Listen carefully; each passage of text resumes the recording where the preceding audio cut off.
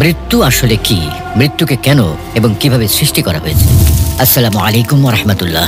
প্রিয় দর্শক, মানুষের জীবনে এক আদিম রহস্যের নাম মৃত্যু। অমোঘ, অজেয়, অনিবার্য, চিরকালীন বিস্ময়, কারো কাছে সে চূড়ান্ত আতঙ্ক।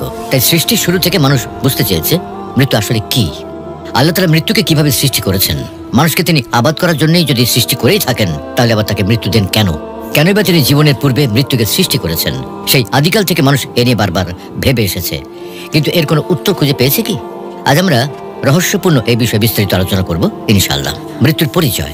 সুপ্রিয় দর্শক, জীবনের চিরসত্যের নাম কিন্তু মৃত্যু। চাইলেও মরতে হবে, না চাইলেও মরতে হবে। মানব জীবনের সব মিথ্যার মধ্যে একটি বিষয় যদি চিরসত্য হয়ে থাকে, তবে সেটা হলো মৃত্যু। আল্লাহ তাআলা পবিত্র কোরআনে ইরশাদ করেছেন, কুল্লু নাফসিন যায়িকাতুল মাউত সুম্মা ইলাইনা তুরজাউন। প্রত্যেক প্রাণী মরণশীল, অতঃপর তোমরা আমার নিকট ফিরে আসবে। জন্মলাভ করেছি মানে মৃত্যু একদিন আসবেই। এই পৃথিবীতে কোনো প্রাণী অমরত্ব লাভ করতে পারেনি। আল্লাহ তাআলা ইরশাদ করেন, হে নবী, আপনার পূর্বেও আমি কোনো মানুষকে অমরত্ব দান করিনি। আপনার মৃত্যু হলে ওরা কি চিরকাল বেঁচে থাকবে? কিন্তু প্রশ্ন হলো, মৃত্যু মানে কি? আসলে জীবন ও মৃত্যুর পার্থক্য সাদা ও কালোর মধ্যেকার পার্থক্যের মতো সরল নয়। মূলত মৃত্যুর কোনো একক সংজ্ঞা নেই, এমনকি এই সুনির্দিষ্ট কোনো মুহূর্ত। কখনো কখনো অনেক সরল প্রশ্নের উত্তর দেওয়াটা সবচেয়ে কঠিন। এমনই প্রশ্ন হলো, মৃত্যু কি এবং এটা কখন ঘটে? চিকিৎসকেরা হৃদযন্ত্র, ফুসফুস ও মস্তিষ্কের ক্রিয়াকলাপ সংক্রান্ত কিছু নির্ণায়ক বিবেচনায় নিয়ে রোগীকে মৃত ঘোষণা করেন। তবে কখন সোমাটিক ডেথ বা চূড়ান্ত মৃত্যু ঘটে, তার উত্তর দিতে পারেন না। জীববিজ্ঞানের ভাষায় বলতে গেলে মৃত্যুর কোনো সুনির্দিষ্ট একক মুহূর্ত নেই। মৃত্যুকালে মানুষ ধারাবাহিকভাবে ছোট ছোট মৃত্যুর ভেতর দিয়ে যায়। আলাদা আলাদা টিস্যু আলাদা আলাদা সময় মারা যায়। 2017 সালে নিউ ইয়র্ক শহরের NYU ল্যাঙ্গন স্কুল অফ মেডিসিনের critical care and resuscitation research বিভাগের প্রধান স্যাম পার্নিয়া এক গবেষণায় দাবি করেন, তাত্ত্বিকভাবে কোনো ব্যক্তিকে মৃত ঘোষণা করা হলেও একেবারে ফুরিয়ে যান না তিনি। তার চেতনা নির্দিষ্ট সময় পর্যন্ত সজাগ থাকে এবং তিনি অন্যের কথা শুনতে পান, কিন্তু তার কিছু করার মতো শক্তি বা সামর্থ্য থাকে না। রাসূল সাল্লাল্লাহু আলাইহি ওয়াসাল্লাম ওই একই কথাই বলে গেছেন। মৃত্যুর নানা ধরন। রোগীর হৃদযন্ত্র সচল, দেহ উষ্ণ, পাকস্থলীতে পাওয়া যায় গুড়গুড় শব্দ, অন্ত্র খাবার হজম করতে পারে। আবার শরীরের কোনো আঘাত নিরাময়যোগ্য। এমন পরিস্থিতিতে বলাই যায় শরীর সম্পূর্ণরূপে জীবিত, অথচ চিকিৎসা বিজ্ঞানের সর্বসম্মত সংজ্ঞা অনুযায়ী এই রোগী কিন্তু মৃত। একে বলা হয় বিটিং হার্ট ক্যাডাভার বা সচল হৃদস্পন্দনের লাশ। অন্য কথায় একে ব্রেন ডেড বা মৃত মস্তিষ্কের লাশও বলা হয়, যার রক্ত সঞ্চালন সহ শরীরের অঙ্গ প্রত্যঙ্গ সচল। শতাব্দীর পর শতাব্দী ধরে সৈন্য, কসাই এবং জল্লাদেরা দেখেছেন শিরচ্ছেদ বা দ্বিখণ্ডিত করার পরেও শরীরের বিভিন্ন অংশ আপনা আপনিই কাঁপছে। লাইফ সাপোর্ট আবিষ্কারের অনেক আগে 19 শতাব্দীতে চিকিৎসকেরা শ্বাস প্রশ্বাস বন্ধ হয়ে যাওয়ার কয়েক ঘন্টা পরেও হৃদস্পন্দন চালু রয়েছে এমন অনেক রোগী পেয়েছেন। এর কারণ হলো লাজারাস রিফ্লেক্স। স্বয়ংক্রিয় এই রিফ্লেক্সের কথা প্রথম শোনা যায় 1984 সালে। এই রিফ্লেক্সের কারণে অনেক সময় মৃত ব্যক্তি শোয়া অবস্থা থেকে বসে পড়ে, হাত উপরে তুলে আবার নিচে ফেলে দেয়। বেশিরভাগ রিফ্লেক্স মস্তিষ্কের মধ্যস্থতায় ঘটে থাকলেও এই রিফ্লেক্স হয় শীত দ্বারার মধ্যে দিয়ে। পাশাপাশি জীবন মৃত্যুর ধারাবাহিকতায় কোনো ব্যক্তি মারা যাওয়ার পরেও কয়েকদিন পর্যন্ত ত্বক এবং মস্তিষ্কের স্টেম সেল বেঁচে থাকে। পেশির স্টেম সেল মৃত্যুর 2.5 সপ্তাহ পরেও জীবিত পাওয়া গেছে। এমনকি শেষ নিঃশ্বাস নেওয়ার পর দীর্ঘ সময় পর্যন্ত আমাদের জিন বেঁচে থাকে।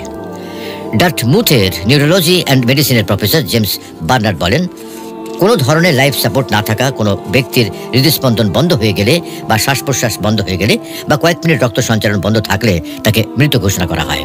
এটা মৃত্যুর প্রথাগত বা প্রচলিত ধারণা। এরকম আরও ধারণা রয়েছে, তবে মৃত্যুর কোনো সুনির্দিষ্ট মুহূর্ত নেই বা এমন কোনো সুনির্দিষ্ট একটি মুহূর্ত নেই যখন একজন ব্যক্তি সর্বাঙ্গ একসঙ্গে মারা যায়। মৃত্যুর আগে শরীরে ধারাবাহিক ছোট ছোট মৃত্যু ঘটে। কেনেডি ইনস্টিটিউট অফ এথিক্সের রবার্ট ভেইচ বলেন, মৃত্যুর সংজ্ঞা নির্ধারণ করা মূলত একটি ধর্মীয় বা দার্শনিক প্রশ্ন। জীববিজ্ঞানের ভাষায় প্রাণ আছে এমন কোনো জৈব পদার্থ বা জীবের জীবনের সমাপ্তি হলো মৃত্যু। তাহলে জীবনটা কি?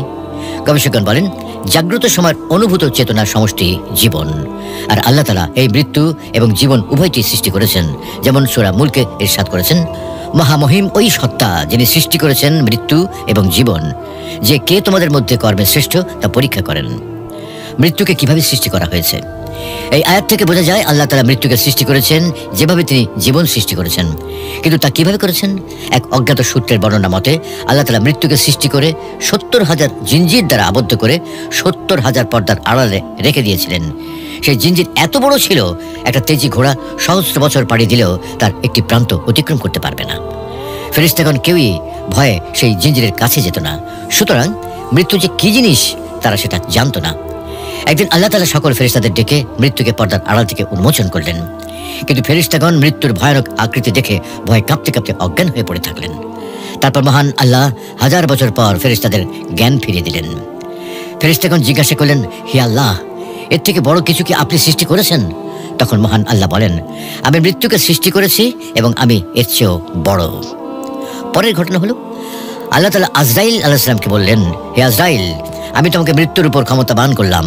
তখন আজরাইল আলাইহিস সালাম বললেন, হে আল্লাহ, আমার কি এমন ক্ষমতা আছে আমি মৃত্যুকে আয়ত্তে রাখতে পারি? তখন আল্লাহ তাআলা আজরাইল আলাইহিস সালামকে মৃত্যু চেয়েও সহস্রগুণ শক্তি প্রদান করলেন। ফলে আজরাইল আলাইহিস সালাম মৃত্যুকে স্বীয় ডান হাতের মুঠোয় আবদ্ধ করে ফেললেন। আর তখন থেকে আজরাইল আলাইহিস সালামের নাম হলো মালাকুল মউত, অর্থাৎ মৃত্যুর অধিপতি। তারপর মালাকুল মউত আল্লাহর কাছে আবেদন করলেন, হে আল্লাহ, আপনি আমাকে যে ক্ষমতা দিয়েছেন তা আমি আসমান ও জমিনের সর্বত্র ঘোষণা করতে চাই। আল্লাহ তাআলা মালাকুল মউতকে অনুমতি দান করলেন। তিনি বজ্র নিনাদে তা ঘোষণা করলেন। সুতরাং আমাদের কারো মৃত্যু হলে আমরা যাতে আজরাইল আলাইহিস সালামকে দোষারোপ না করি, কারণ তিনি যে আমাদের জান কবজ করবেন তা আল্লাহর আদেশে আগেই ঘোষণা করে দিয়েছিলেন। বর্ণনাটিতে আরও জানা যায় আজরাইল আলাইহিস সালামের 4টি মুখ ও 4টি পাখা আছে। সম্মুখ দিক দিয়ে ভালো মানুষদের জান কবজ করেন, ডান দিকেরটি দিয়ে পাপী, বাম দিকেরটি দিয়ে মুনাফিক এবং পেছনের ভাগ দিয়ে কাফের মুশরিকদের জান কবজ করেন। এছাড়াও তার রয়েছে 4টি বিশাল পাখা। প্রত্যেক পাখায় অসংখ্য পালক আছে। আর প্রত্যেক পালকে এই পৃথিবীতে যত মানুষ আসবে তাদের হাত মুখ গজায়। জান কবজ করার পর আবার তা বিলুপ্ত হয়ে যায়। তিনি সপ্তম আসমানে বিরাজমান। তিনি যে আসনে বিদ্যমান রয়েছেন তার টেবিলের পায়ার সংখ্যা 70,000। সপ্ত সমুদ্রের পানি ওনার মাথায় ঢালা হলেও সেই পানির এক ফোঁটাও তার শরীর দিয়ে বেয়ে মাটিতে পড়বে না। একবার চিন্তা করে দেখুন তো, এই বিশাল আকৃতির ফেরেশতা একদিন আমাদের কাছে আসবেন আর বিবাহিতদের বিধবা করবেন, পিতামাতাকে সন্তানহারা করবেন, ছেলে মেয়েদের এতিম করবেন। কারণ আল্লাহ তাআলা বলছেন, তোমরা যেখানেই থাকো না কেন মৃত্যু কিন্তু তোমাদেরকে পাকড়াও করবেই। যদি তোমরা সূর্যের দুর্গের ভেতরেও অবস্থান করো তবুও। মৃত্যুকে কেন সৃষ্টি করা হয়েছে? সুপ্রিয় দর্শক, এতক্ষণ ধরে আমরা জানতে পেরেছি কিভাবে আল্লাহ তাআলা মৃত্যুকে সৃষ্টি করেছেন। তবে প্রশ্ন হলো, জন্মের পর মরতেই যদি হয় তাহলে সৃষ্টি করা হলো কেন? আরও একটি প্রশ্ন হলো, মরে যাওয়া মানে কি শেষ হয়ে যাওয়া, নাকি নতুন কোনো কিছু সূচনা? মরে যাওয়া মানে কি হারিয়ে যাওয়া, নাকি বেঁচে যাওয়া, প্রকৃত জীবনের সূচনা ঘটা? মৃত্যু মানে ইহলৌকিক জীবনের ইতি টেনে পরলৌকিক জীবনে প্রবেশ করা, রূহ বা আত্মা জগতে স্থানান্তর, ক্ষণস্থায়ী জীবন থেকে চিরস্থায়ী জীবনে যাত্রা। মৃত্যু মানে জীবনের রূপান্তর। মৃত্যু হওয়া মানে হারিয়ে যাওয়া কিংবা শেষ হয়ে যাওয়া নয়, বেঁচে যাওয়া কিংবা চিরস্থায়ী জীবনে প্রবেশ করা। মরতে যখন হবেই তাহলে জন্ম কেন হলো? এই জীবনে কেন এলাম আমরা? ভিন্ন একটি জগতে কেনই বা আবার যেতে হবে আমাদের? একটি জগতের জন্য মূলত এতগুলো জগতের সৃষ্টি, জন্মলাভ করা আবার মৃত্যু করে ঢলে পড়া। যাত্রাটা অনেকটা এমন, মনে করুন আপনি সৌদি আরব যাবেন, উদ্দেশ্য হজ ব্রত পালন করা। বাসা থেকে বের হয়ে গাড়িতে উঠলেন, এয়ারপোর্টে গিয়ে প্লেনে বসলেন, এরপর সৌদি আরব পৌঁছে আবার বাস বা গাড়ি যোগে হোটেলে গেলেন। সর্বশেষ কাঙ্ক্ষিত উদ্দেশ্য সফল হলো, আপনি হজ ব্রত পালন করতে সক্ষম হলেন। প্রতিটি মানুষের প্রকৃত গন্তব্য আখিরাত। পরকালীন জীবনে আপনি কেমন থাকবেন না থাকবেন তার প্রস্তুতি স্থল এই পৃথিবী। পৃথিবী একটি যাত্রাপথ, যেন সামান্য ক্ষণের বাস যাত্রা বা উড়োজাহাজ ভ্রমণ। এর প্রকৃত উদ্দেশ্য পুনরুত্থিত হওয়া, ওপারের জীবনে সফল হতে পারা। পুনরুত্থিত হতেই হবে, এটাই চিরসত্য। পবিত্র কোরআনে আল্লাহ তাআলা ইরশাদ করেন, আল্লাহই তোমাদের জীবন দান করেছেন, তিনি তোমাদের মৃত্যু ঘটাবেন, আবার তোমাদেরকে পুনরুত্থিত করবেন তিনি। পৃথিবী হলো দারুল আমল, আমাদের কর্মক্ষেত্র, আর আখিরাত হলো দারুল জাযা, সেটি প্রতিদানের জগৎ। এই দুটির মাঝখানে মৃত্যু হলো দারুল আমল থেকে দারুল জাযায় যাওয়ার দরজা। কর্মের জগতে রয়েছে কর্ম, রয়েছে অকর্মের অবকাশ। কর্মজগতের কর্ম আর অকর্মের ভিত্তিতে সজ্জিত হবে প্রতিদানের জগৎ। সেখানে থাকবে শুধু প্রতিদান, থাকবে না কোনো কর্ম বা অপকর্মের অবকাশ। এর স্বাদ হচ্ছে, জীবন মাত্রই মৃত্যুর স্বাদ গ্রহণ করবে, আর তোমাদের কর্মফল তো পূর্ণ মাত্রায় বুঝিয়ে দেওয়া হবে কিয়ামতের দিন। এরপর যাকে জাহান্নাম থেকে দূরে রাখা হবে এবং জান্নাতে দাখিল করা হবে সেই সফল কাম। আর পার্থিব জীবন তো ছলনাময় ভোগ ছাড়া আর কিছুই নয়। গোটা মানব জীবনটাই একটি পরীক্ষা কেন্দ্র। সীমিত প্রশ্ন, সুনির্দিষ্ট উত্তর, পরীক্ষা শেষে অপেক্ষমান চূড়ান্ত সফলতার হাতছানি অথবা শাস্তি। তাই আল্লাহ তাআলা বলেন, পুণ্যময় তিনি যার হাতে রাজত্ব, তিনি সবকিছুর ওপর সর্বশক্তিমান, যিনি সৃষ্টি করেছেন মরণ ও জীবন, যাতে তোমাদের পরীক্ষা করেন কে তোমাদের মধ্যে কর্মের শ্রেষ্ঠ। তিনি পরাক্রমশালী, মহা ক্ষমাশীল। সুতরাং প্রকৃত বুদ্ধিমান সেই ব্যক্তি যে পরীক্ষার হলের সময়টুকুকে যথার্থ মূল্যায়ন করে এবং সঠিক উত্তর প্রদানের মাধ্যমে চূড়ান্ত সফলতা অর্জনের সচেষ্ট হয়। রাসূল সাল্লাল্লাহু আলাইহি ওয়াসাল্লাম বলেছেন, বুদ্ধিমান সে যে নিজের হিসাব নেয় এবং মৃত্যুর পরের জীবনের জন্য উপার্জন করে, আর অক্ষম সে যে নিজেকে প্রবৃত্তির অনুগামী করে এবং আল্লাহর প্রতি অলিক প্রত্যাশা পোষণ করে। হযরত ওমর রাদিয়াল্লাহু তাআলা আনহু বর্ণনা করেছেন, রাসূল সাল্লাল্লাহু আলাইহি ওয়াসাল্লামকে জিজ্ঞাসা করা হলো, হে আল্লাহর রাসূল, সবচেয়ে বুদ্ধিমান লোক কে? তিনি বললেন, যে ব্যক্তি অধিক হারে মৃত্যুকে স্মরণ করে এবং মৃত্যু পরবর্তী জীবনের প্রস্তুতি গ্রহণে ব্যস্ত থাকে। পরীক্ষা কেন্দ্রে বা পরীক্ষার হলে কি কেউ সবসময় থেকে যায়? সেখানে কি থেকে যাওয়া যায়? না, যায় না। পরীক্ষার হল থেকে বেরিয়ে আসতে পারলে মনে হয় বেঁচে গেলাম। আর এই জন্যই ইহজগৎকে কারাগারের সঙ্গে তুলনা করা হয়েছে। রাসূল সাল্লাল্লাহু আলাইহি ওয়াসাল্লাম বলেছেন, দুনিয়া মুমিনের জন্য কারাগার আর কাফিরের জন্য জান্নাত। এর মানে কারাগারে যেমন মানুষ সব সময় থাকে না, থাকতে চায় না, দুনিয়াও মুমিনের সব সময় থাকার স্থান নয়। দুনিয়া হলো কেবলই আখিরাতের প্রস্তুতি গ্রহণ করা এবং প্রকৃত জীবনের পাথেয় তৈরিতে ব্যস্ত থাকা। তাই বলা যায়, আল্লাহ তাআলা যেসব কারণে মৃত্যুকে সৃষ্টি করেছেন তার মধ্যে অন্যতম হলো জীবনে ভারসাম্য রক্ষা। জীবনে ভারসাম্য রক্ষার জন্য মৃত্যু অপরিহার্য। যদি মৃত্যু না থাকতো তাহলে পৃথিবীতে জনসংখ্যা অসীম হারে বৃদ্ধি পেত, ফলে খাদ্য, বাসস্থান, পরিবেশ ইত্যাদি সংকট দেখা দিত।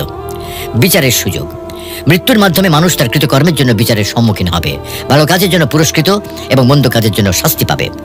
পরীক্ষার সুযোগ, মৃত্যুর মাধ্যমে মানুষ তার ঈমান, তাকওয়া, ধৈর্য, সহনশীলতা ইত্যাদি গুণাবলী পরীক্ষা করার সুযোগ পাবে। নতুন সৃষ্টির সুযোগ, মৃত্যুর মাধ্যমে পুরনো সৃষ্টি ধ্বংস হয়ে নতুন সৃষ্টির সুযোগ সৃষ্টি হয়। আসলে প্রত্যেক ব্যক্তির জন্য দুইটি নির্ধারিত সময় রয়েছে। যখন প্রথম নির্ধারিত সময় উপস্থিত হয় তখন তাকে বিলম্ব করা যায় না এবং তাকে অগ্রসরও করা যায় না। তাই আমরা কায়মনো বাক্যে প্রার্থনা করি, আল্লাহ রাব্বুল আলামিন আমাদের সকলকে জীবন ও মৃত্যু সৃষ্টির উদ্দেশ্য সঠিকভাবে অনুধাবন করে দ্বিতীয় নির্ধারিত সময়ের জন্য যথাযথভাবে প্রস্তুত হওয়ার তৌফিক দান করুন। আমিন।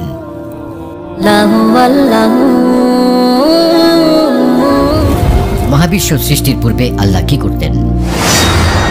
কবরের আযাব কি শুধু আত্মার উপরে হবে? ওগো কমলে ওয়ালা নবী সাল্লে আলা। দোয়া কি মানুষের ভাগ্য পরিবর্তন করতে পারে?